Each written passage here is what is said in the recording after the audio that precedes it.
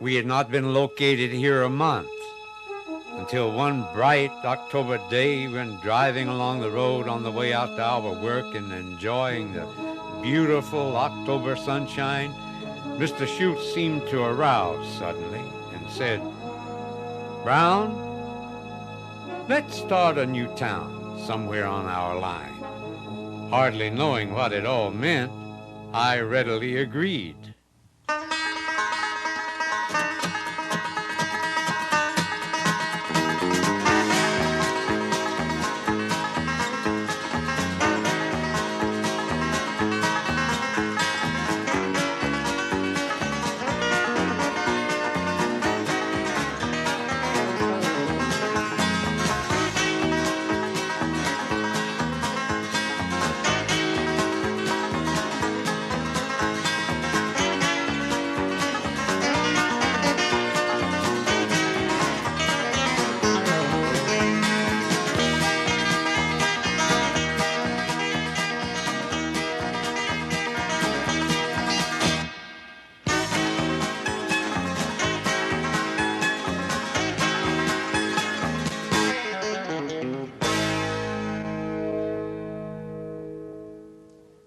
Let's start a new town. It was the fall of 1902, and J.O. Schultz, a young survey engineer, and Otis Brown, his crew foreman, had just received permission to survey a 10-mile stretch of land between Dallas and Fort Worth for the Chicago, Rock Island, and Gulf Railway. Now, as romantic as it may sound, the idea of starting a town on a rail line wasn't new. Towns and cities had been growing alongside railroad tracks ever since rail was introduced to the United States in the late 1820s. By the 1830s, this new form of transportation had gained wide acceptance across most of the country. Although there was some opposition expressed by canal owners and stagecoach operators who were worried about future profits, and for good reason. For rail had proven to be dependable throughout the year, cheaper than a Conestoga wagon, faster than a canal packet, and more direct in route than a riverboat. As a result, rail construction exploded. By the late 1850s, total rail mileage in the United States was nearly equal to that of the rest of the world. But while railroads were beginning to crisscross the rest of the United States, rail service in Texas had just barely broken ground. Over 12,000 miles of railroad lines were already in operation in the United States before the first 20 miles of rail was laid in Texas in 1853. And it wasn't until the 1870s when the first major rail line was laid. In 1892, a charter was granted for the Chicago, Rock Island, and Texas Railway Company to build a rail line from the north line of Montague County, Texas, through Montague, Wise, and Parker counties to the town of Weatherford. Then, on February 2nd, 1893, the charter was amended to provide for a line to Fort Worth and Dallas. Fort Worth was reached on August 1st, 1893. However, the line was not completed through to Dallas.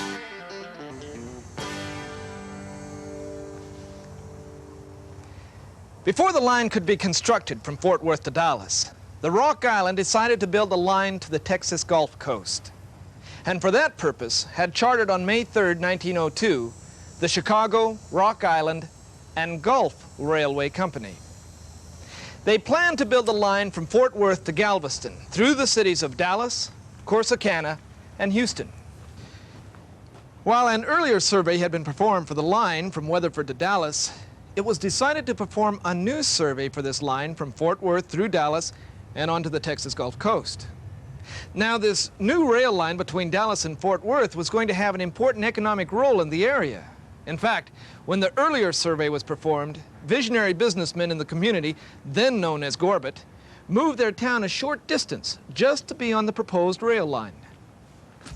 The decision to perform a new survey proved to be an important one, for it brought J.O. Schultz and Otis Brown to the site that was to become Irving. While staying with family friends in the Oklahoma Territory in 1901, I met Mr. F.H. Peters, chief engineer of the Rock Island Railway. Arrangements were made for me to join the engineering party, starting a new survey eastward to Fort Smith, Arkansas. The whole winter was spent on this survey, making preliminary surveys eastward from El Reno and practically paralleling the Choctaw, Oklahoma, and Gulf Railway until the Rock Island purchased an interest in that mine. J.O. Schultz, a young engineer from Iowa City, Iowa, had direct charge of the survey party with whom I had the pleasure of working under for nearly 2 years in Oklahoma, later in south central Texas, and lastly in construction work on the mail line extension from Fort Worth to Dallas. Our first notice of this work on the Dallas extension being ready was read in the morning paper on the train just out of Hearne, from which place we had just received orders to abandon the survey in that part of the country and ship to Missouri on similar work. Mr. Schultz seemed to have some liking for me, and had told me that he could use me on the first railroad construction work that the Rock Island Railway opened up. J.O. Schultz called on F.H. Peters, the chief engineer for the Rock Island, and asked to be assigned to a 10-mile section of this new line between Dallas and Fort Worth. This request was granted, and Schultz, Brown, and the survey crew set up headquarters in a tent in the front yard of Mr. H.W. Britton. Our line, we found, passed right near the home of H.W. Britton, and this cozy home appealed to us in many ways, being almost exactly the halfway point of our work. Besides, it was only a short half-mile across the pasture to the post office, which was called Kit. This is the approximate site of the H.W. Britton farmhouse, which was a temporary home for the survey crew. Now, just south of here, Britton watered his stock from a pool which is now the Irving Gate Shopping Center. The Brittons owned a lot of property in this area, including a very important 80-acre section just west of this site. You see, it wasn't but a short time later that Schultz and Brown took their ride on that fine October morning, and the dream was born. 80 acres of dreams. We soon decided upon the location, after taking into consideration the lay of the land, the grades of the Dallas Railroad, the distance from Dallas, and the layout of the county roads. A deal was soon closed for 80 acres of fine land from H.W. Britton, the price being $30 an acre. Of course, many laughed at this price for raw timbered land, also at the thought of building a town. But this did not falter Mr. Schultz, who had had considerable experience in new town sites in western Oklahoma before I met up with him. Little wonder that some people laughed at these two brash young railroad men, paying $30 an acre for land that only a short while before sold for only $10 an acre. But you see, Schultz and Brown knew the difference the coming of a railroad would make. If one thinks back, at that time, most of the people had a wagon. This is prior to the railroad going through. And it was a good half day or more trip to Dallas. Most probably went over, spent the night, and some of them, probably many, slept overnight in the wagon yard, and came back the next day. With the result, if they got to Dallas twice a year and got their big sacks of beans and what all, why, they did well. And the railroad, of course, changed this situation to a 20-minute trip. The area in which Irving would be founded was a very active farming and dairy area long before this time, and a number of small communities could be found throughout the area in which is now Irving. These communities live on in names of streets, neighborhoods, parks, and cemeteries. There was Elm, Kit, Union Bower, Twin Wells, Sowers, Bear Creek, Shady Grove, Estelle, and Lively, among others. Now, the history of Kit is a story of might-have-beens. Jonathan Story brought his family, along with 11 brothers and 1 sister, to the Trinity Forks country, arriving the day before Christmas, 1855. Mr. Story established a general store that became the nucleus of a settlement near what is now the intersections of 6th and Irving Heights. The town was first called Gorbit. This community was the first stop after crossing the Eagle Ford Bridge, where Singleton Boulevard later crossed the West Fork of the Trinity River. A post office was established in the town, and the U.S. Postal Department forced the renaming of the community in 1894 by informing the residents that another Gorbit already existed in Texas. Well, Aunt Kit King, mother-in-law of Ike Story, provided the inspiration for the town's new identity. At the time of the renaming, word had begun to spread about a rail line to be built between Dallas and Fort Worth.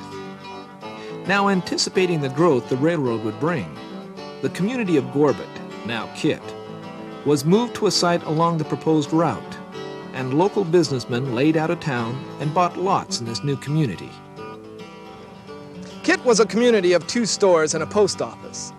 From 1865 to 1904, Ike Story ran the post office in his home. With the construction of the rail line along the new survey made by Schultz and Brown, the businesses moved from Kit to Irving, leaving Kit a ghost town. In 1856, Edmund Sowers settled in Dallas County and bought 320 acres of land near the present intersection of Beltline Road and Pioneer. Sowers consisted of a schoolhouse, a general merchandise and grocery store, a blacksmith shop, a post office, 2 grist mills, 2 gins, and a church. There was also a druggist serving 2 of the area's first resident physicians, Dr. D.W. Gilbert and Dr. John Haley.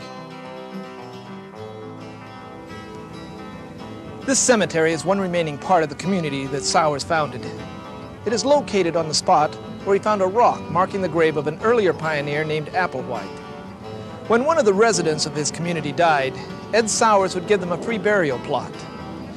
Towering over the cemetery is the memorial to the Sowers family, placed there by Edmund Sowers himself before his death.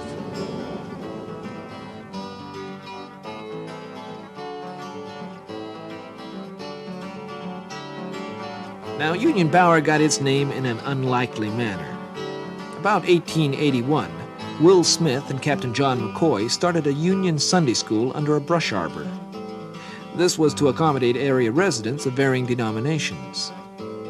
Since the superintendent of the school was named Bower, everyone began calling their Sunday school the Union Bower Sunday School. Early settlers included the Smith family, who donated land for a cemetery when a young daughter died in 1886.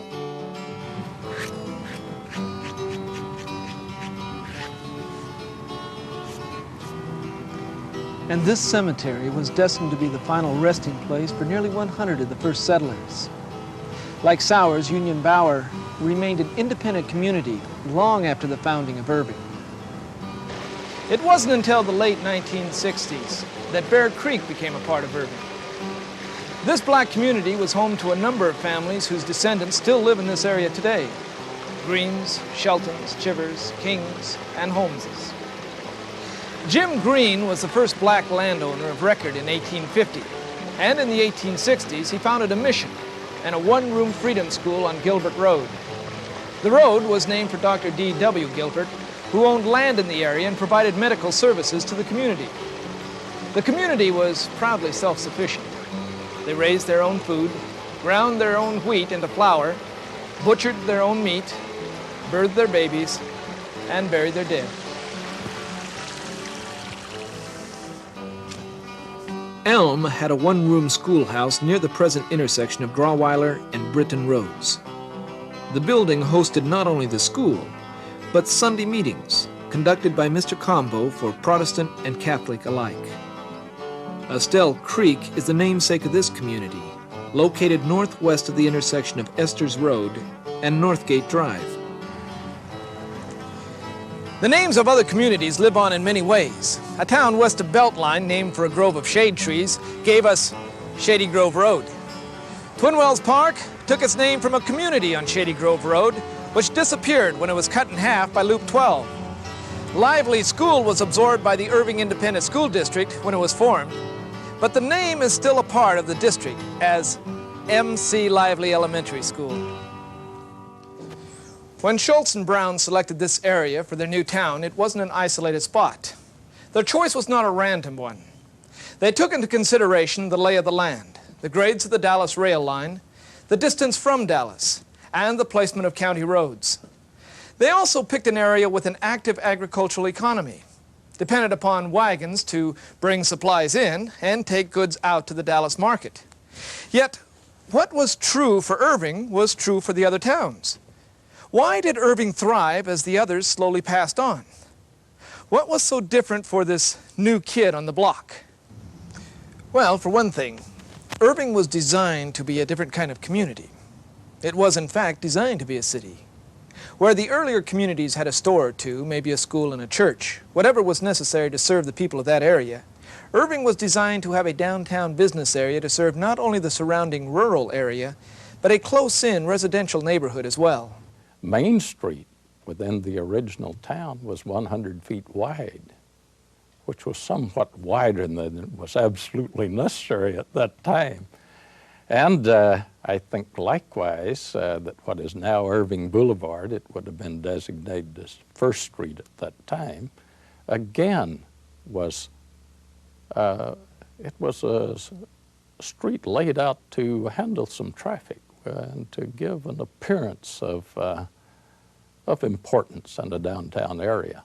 Although at that time it extended only from Britton Street, that was the terminus on the east, to what is now O'Connor and then was Iowa Street to the west, so a distance of 6 blocks. And then one had to turn and go either toward Fort Worth or toward Dallas by a somewhat indirect route. But at the same time, the town was laid out with the idea of having more than just 2 or 3 small stores. It was laid out with a focal point, a business district. Virtually no decision concerning this new town was made in haste, not even the selection of a name. We were several weeks in choosing the name, as we had to get the approval of the Post Office Department besides the approval of the Rock Island Railroad. I expect I've been asked 1,000 times why Irving was given this name.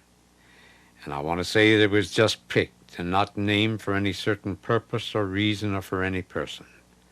And after all this time, I still cannot help feeling with some pride that Irving is well named. So the partnership between J.O. Schultz and Otis Brown was a good one.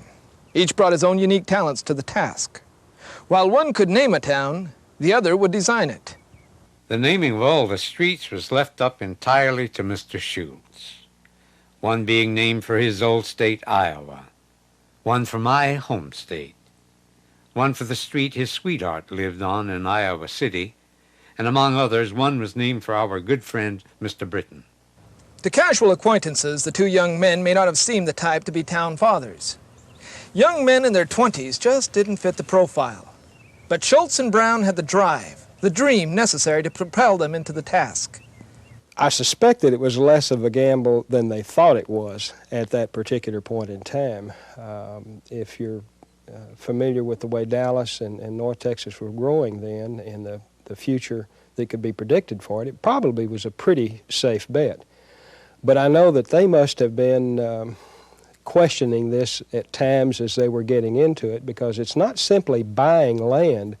There's a lot of effort that has to go into planning and actually putting the city together, as it were. I mean, just buying the dynamite to get the stumps out after they'd cut the timber had to be an additional investment.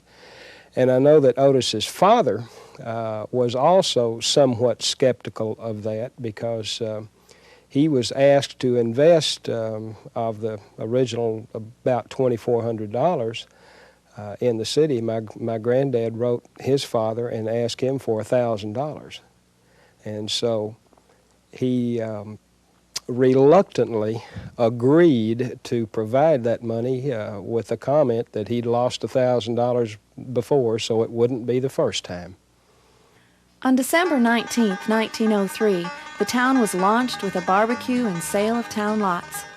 Barbecue, bread, pickles, and plenty of coffee provided a bountiful lunch. At this time, our house was the only one on the town site. The weather was balmy, and a crowd of over 150 had gathered for the auction. R.M. Hudson circulated through the crowd, distributing the first issue of the Irving Index. The auction was held at the head of Main Street, just south of the depot, which was still under construction. A large cloth map had been made showing the streets and lots and the size of same. This was fastened on the south side of the depot. The auctioneer, Captain J.A. Hossack, was an impressive figure in his long-tailed coat and wide-brim hat. About 40 lots were sold for $50 each, which was considered very satisfactory. J. Ole Schultz soon had his lumberyard open, and lot buyers began to build homes and businesses. While certainly the realization of a dream, the founding of a town was also a business. And in the case of Irving, not a bad business at that. Paying $30 an acre for approximately 80 acres of land, Schultz and Brown paid about $2,400 for the town site. Having sold $2,000 worth of lots at the auction, 40 lots at $50 each, the two men were the proud owners of the balance of the town at a total cost of only $400. But it would take more than a good name, a town auction, and a lumberyard to make the difference for Irving. It would take a depot. In order for a depot to be built in Irving, the Rock Island required that a site for depot and switchyard be donated. Recognizing the importance of the depot, the two men donated a strip of land 200 feet wide by 2,640 feet long, just for this purpose. As a stop on the rail line running to Dallas and Fort Worth and beyond, Irving was destined to become a major transportation center, a role it would continue to play throughout its history. The depot would be at the head of Main Street, which was laid out at a right angle to the railroad. Gambling on the future of this new town, people bought land for new businesses and homes. It seems appropriate that Ike Story, who would soon see the end of Kit, bought the first of the 196 lots available for sale at the auction. Some other lots were purchased by Cheney and Fletcher Miller and Albert Farine. The Founding Fathers, as they now could be called, wanted Irving to be a city, but they also wanted it to be a home for its residents. And they knew that they had to take the lead in this effort. So to do so, they donated the land for 3 churches. The Catholic Church on 2nd and Jefferson, the Church of Christ on 1st and Delaware, and the Baptist Church here at 4th and Main. They also donated a lot at 2nd and Delaware for a school, and of course the land for the many streets for the new city.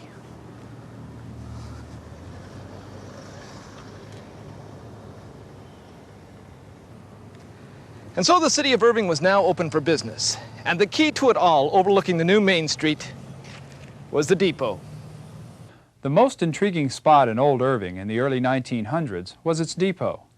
The old red station with its long platform fascinated the villagers because it was their contact with the outside world. The platform was seldom empty when the evening trains came in from Dallas, Fort Worth, or Sherman, still breathing the aura of the cities. The first business house south of the depot on Main Street was Frank Ham's Cafe and Hotel. The Hams at one time lived in a peach orchard where Center Park is now. There was a vacant lot south of the cafe, and then Philip Lively's store and post office. He sold cheese and crackers by the nickel's worth on Saturdays when farmers came in town. Philip Lively also sold chewing tobacco, pickles out of a barrel, and kerosene drawn from a nearby barrel into gallon cans, the spouts of which he would plug with an Irish potato. Just south of the post office, Miller and Duckworth's store boasted of being the biggest general store in town. Cheney Miller, who lived a block west of the bank, and his son George sold just about everything a householder needed, including coffins. The coffins were kept in a back room of the store, and there was a rumor that George, the town's bachelor, sometimes slept in one of them. Of course, Irving did not spring forth as a full-grown city without a lot of hard work. And for the first year after the town was started, there was a group of businessmen called the Stump Detail. This group was a sort of early-day chamber of commerce. With mules, pry poles, and axes, they removed the stumps that dotted the streets. This effort was typical of the cooperative pioneer spirit that established downtown Irving in such a short time. Happily, Irving was located just between the two pioneer settlements of Kit and Sowers. The Forks of the Trinity was the last portion of Dallas County to be modernized by the advent of a railroad, and Irving is the central trading point for this territory, long famed for its fertile soil and hospitable and well-to-do people. When the two young railroaders, Messrs. J.O. Schultz and Otis Brown, decided to rest here, they chose well. Since December 13, 1903, when the town was located, and when there was not a house on the site save one residence, it has pressed forward very rapidly. Now it is a prosperous trading point, with a handsome station and other railroad improvements, 3 general stores, 1 general and prescription drug store, 1 excellent lumber yard, 1 blacksmith shop, a barber shop and ice cream parlor, and not the least, a general printing plant and newspaper. Also, 2 handsome churches already built, and another and a schoolhouse projected. Yesterday the post office was moved from Kit to this point, and the name was changed to Irving. A handsome cabinet with call and lock boxes and money order department has been ordered, and this office will soon be prepared to serve patrons in a modern way. Truly, this issue of the Index may be taken as a reflection of what importance Irving has risen to within 6 months' time. 6 months. In that short span of time, Irving had developed into a city larger than any of its predecessors in western Dallas County. There was, by this time, probably very little laughing about the $30 per acre paid for this land. In fact, future events would continue to show the wisdom of the business decision made by Schultz and Brown. Now, in 1907, a branch of the Frisco Railroad was built from Carrollton to join this Rock Island line between Fort Worth and Dallas. And where did it enter this line? Right here in Irving. Well, in conversations with my uncle, he indicated that he was aware of the interlocking ownership between the Frisco and the Rock Island Railroads. Frisco was the former St. Louis-San Francisco Railway Company. And again, due to at least an overall knowledge of the topography in the area, this seemed the logical spot for the Frisco to gain access to both Dallas and Fort Worth. And while this was not true at the time of the original lot sale, it did come about within a matter of 1 to 3 years afterward, or I'll say 1 to 4 years, without knowing the precise date the line was completed. There was, we were really the breadbasket for Dallas. In South Irving, where we have this nice sandy soil with the clay under it and water accessible at 40 feet, we had the truck gardens, and every day carloads and carloads of vegetables went into the Dallas market. Then north of town, where Las Colinas is now, that was the pasture land and black land, and it didn't have the water in the base that the land had down here, and it was covered with mesquite, and all it was just plain pasture land. In a more localized sense, the particular tract of land on which the original, that was purchased for the founding of the town, it was relatively level, yet with good drainage to the west. It was, the soil was a sandy loam. It was in something of a post oak grove. There was potable surface water. How aware of that he was, I don't know, but I would think so, due to the fact that the property was bought from the Britton family, which had been in here for quite some time before, and they obviously had to have a source of water. And considering where they lived, I think it's safe to assume they had wells there. Location was important, but if people don't know you're there, then location doesn't matter. Irving's boosters, however, were not about to sit idly by and allow Irving to languish in obscurity.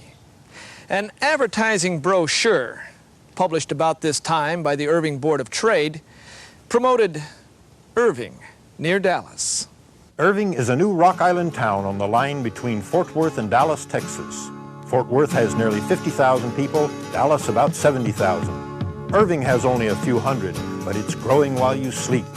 It's only 11 miles to Dallas, and what's more to the point, it's right in the center of the best fruit and vegetable land on the earth. The members of the Irving Board of Trade were quite clear about the kind of people they hoped to attract to Irving. Settle in the town and manage a fruit farm around the town somewhere. Irving's all right. It has a good graded school, 2 churches, 6 stores, a lumber yard, a newspaper, and never a saloon. The hard sell did not embarrass these early settlers. They were direct, plain-spoken, and forthright. Do you raise hogs? Then transfer your energies down here and your efforts will be repaid twice over. There's a future here for the hog raiser. And they say that chickens should always follow pigs. Well, let us talk chickens then. And even more can be said of poultry raising than hog raising. But let us go back to fruit again. That is something you know about and can understand. Our soil is a rich, sandy loam on a red clay subsoil, the fruit soil. And right here, all kinds of fruits and vegetables can be grown and of an excellence not surpassed anywhere on this earth. These men went on to talk about the potential for sweet potatoes, peanuts, and other produce. The picture they painted was one of nearly unlimited opportunity for anyone willing to work. We are on the Rock Island, and that means that we are on the largest and most progressive railroad in the country. We are between Dallas and Fort Worth, one the largest city, the other the packing center of the Southwest. We are connected by pike roads with both centers. We have plenty of wood, plenty of water, finest fruit land, rich black land in the river bottom for cotton and corn. Could a town possibly be more favorably situated? Land is now dirt cheap. The railroad has been in operation but a short time. You can still get some of the best fruit land on earth for $20 an acre. Unfortunately, the living wasn't always as easy as these eager business leaders suggested. Dallas really was an excellent market for Irving's crops, if you could get to it. Sometimes the Trinity River had other ideas. Yeah, every spring the Trinity would flood, and it would just be solid water from a couple of miles here within Irving to downtown Dallas. Now, Charles Schultz has a story he can tell you about his dad and somebody getting in a boat here in Irving and going clear into the courthouse. And the way we went to Dallas then, well, like if you'd go down Shady Grove to Loop 12, right there on the corner was a Hinton's store. And it became known as Twin Wells. And you would turn south there and go pretty much the route of Loop 12, but a little to the east of it. And I believe the old river bridge is still standing there, part of it is standing. And then you'd run into Singleton Boulevard and go into Dallas that way, come under what is now the triple underpass. Then it was known as Commerce Street Bridge, and it went, you know, above where the underpass is now. And that would all get underwater just nearly every spring. Of course, Irving survived these hardships and began looking to its future. In the early 1900s, there were certain amenities and services required of any city, and Irving moved quickly to provide them. The first major development along this line was the creation of the Irving Independent School District in 1905, combining Lively and Kit schools. These schools had about 125 pupils. The first Irving school building had 2 rooms and was built on property donated by the founders of the town. In 1913 and 14, the Irving Independent School District built what became known as Old Red, the three-story red brick schoolhouse on 2nd Street between Jefferson and Delaware. That early attention to education was typical of a family-oriented town such as Irving. But it was the business-like attitude that led to the founding in 1906 of the Merchants and Planters Bank. This private bank, established by Judge George W. Riddle, was located in a small frame building in the heart of town. In 1907, the bank was purchased by Fletcher and Cheney Miller, who in 1908 received a charter to operate as Irving State Bank. The first shareholders in the bank included C.P. Schultz, H.M. Lucas, Dr. D.W. Gilbert, and Judge Riddle. In rural Texas, if you needed to talk to your neighbor, you either saddled up and rode on over, or if they were close enough, you stood on your porch and hollered.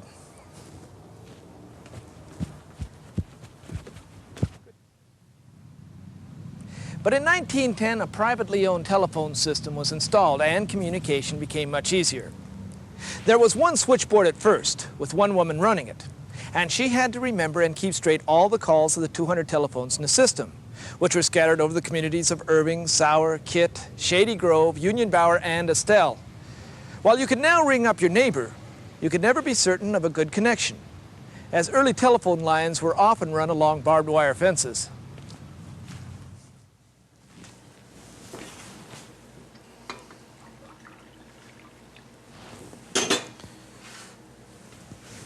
Irving was one of the first cities to receive Lone Star gas, which arrived in 1911. Carried in on the line built from the Petrolia gas field in Clay County to Dallas and Fort Worth, it flowed into a distribution system built by the North Texas Gas Company and later acquired by Lone Star. Now, these developments continued to distinguish Irving from its closest neighbors. But in one important way, Irving was no different. It was an unincorporated community under the regulation of Dallas County and the state of Texas. Incorporation is a privilege of the state, granted only to communities of a certain size that wish to provide municipal services to its inhabitants. Irving was one such community. So in 1914, Irving incorporated. Now, incorporation was a rite of passage for Irving. You see, as a city, Irving could continue to pursue its future. The first order of business was an election. 61 votes cast, Otis Brown was elected Irving's first mayor, and Henri Millard and W.F. Miller the first commissioners. The commission form of government was to continue until the mid-1950s. Well, it gave it an organization that it needed to move on and have the authority to do more than it was just a village or area. When it got to be a city, they could do a lot of things then, you know, under the general law. And I think it really was a shot in the arm, really, to be incorporated. Until 1925, this is the way Irving residents got their water, if they were lucky. That year saw the first availability of running water and sewage in Irving. The water system consisted of an artesian well located in the center of the cross streets of Main and First. There was an overhead tower for water pressure, complete with water trough for horses. 1925 also brought electricity to town as the Phoenix Construction Company, subcontracting with Texas Power and Light, installed the first electrical lines in Irving. In many ways, Irving was quickly developing into a city, but it remained at heart a community that was based on an agricultural economy. Irving prospered because it was a source of fruit, vegetables, and dairy products. Dallas, and beyond, was the market for all of Irving's agricultural products. And the rail line was the link that brought them together. Life in Irving, however, retained the slow pace typical of a small town at that time, all within the reach of Dallas and Fort Worth. After I was out of high school and worked in downtown Dallas, you could still ride the passenger train then, but this was a flag stop. You had to pull the cord and ring the bell before you got here to let them know you stopped. And I know one time I was riding the train home reading something and slipped up on it. Then they just went right on by the Irving Depot. I don't know how far they got, half a mile or a mile or something, you know, and I finally pulled the cord and I said, I didn't get off. And they backed the train up to the depot and let me off. This view of Irving was also held by those living in the surrounding areas, including Dallas. In 1939, a Dallas news correspondent offered the following profile of Irving. A small town which went into partnership with its big neighbor Dallas, this city is now beginning to cash its share of dividend checks. Irving is the milk tank and the vegetable basket of Dallas. In return, Dallas is feeding a stream of suburban hunters into Irving. They account for this little city's building and population boom. The automobile, which once threatened to wipe out the little town by carrying its buying public to the city, is now building it up by sending Irving new consumers. 12 minutes from downtown Dallas, along a highway that fairly skims an automobile up the Trinity River bottoms, you reach Irving. It is still a shirt-sleeves place, with the wholesome informality of a country town. You still cross the street in the middle of the block at Irving and let drivers look out. Yet businessmen are consciously shaping the town towards its future function as a homeland for earth-hungry Dallas toilers. Irving takes money out of Dallas, spends it back to Dallas merchants who pay it back to Dallas employees who live in Irving. So that money performs its only valid function, exchange, which builds both communities. Economists call this partnership, which Irving and Dallas have formed, regional specialization. Dallas specializes in business, Irving in human happiness. Along cross streets in the middle of Irving today stretches an X-shaped mass of two-story business buildings. And to meet its new function, Irving has begun to beautify and to speed transportation between the two cities. This was in an area where there was a lot of gravel, so that they began having gravel roads, so with the result that the automobile began to take over some of the importance of the railroad in gaining access to Dallas, if one thinks back. Irving had first developed because it was able to take advantage of a changing economy and ride a new technology, the railroad, into the future. It had developed into a city well suited to serve the existing needs of the community. But the economy and technology were continuing to change, and Irving was now faced with a new challenge. There were no doubt those who wanted to ignore the future, just as there were those who wanted to embrace it. It is only logical to expect communities to get larger. The war is over, and with the ending, thousands of servicemen and women are coming home, who, with thousands now thrown out of war plants, are justly expecting of their hometowns and communities employment. Any community which fails in this can expect those coming home and newcomers to go elsewhere to shop, to find amusement, to seek professional service, or to say nothing of finding a place to work and to sell produce. We are all interested in our community being prosperous. We are alive to the need for good roads, the usual utility services, good schools, some recreational facilities, and good churches. Irving is short on some of these, namely parks and employment for our people. A city chamber of commerce, more than ever, should work for the business and civic well-being of the whole community. We have just started. We expect to secure more such industries. Let's extend our city limits, build and maintain a park, improve and extend our sewage system, build more homes, a hospital, hotel, tourist camps, etc., for the betterment of our community, which will also ensure us a steady increase in population. Chamber of Commerce, J.W. Bratton, Manager, September 7th, 1945. In 1902, J.O. Schultz and Otis Brown took a gamble. They combined a dream with business sense and vision to create a town that was to become a major force in Dallas County.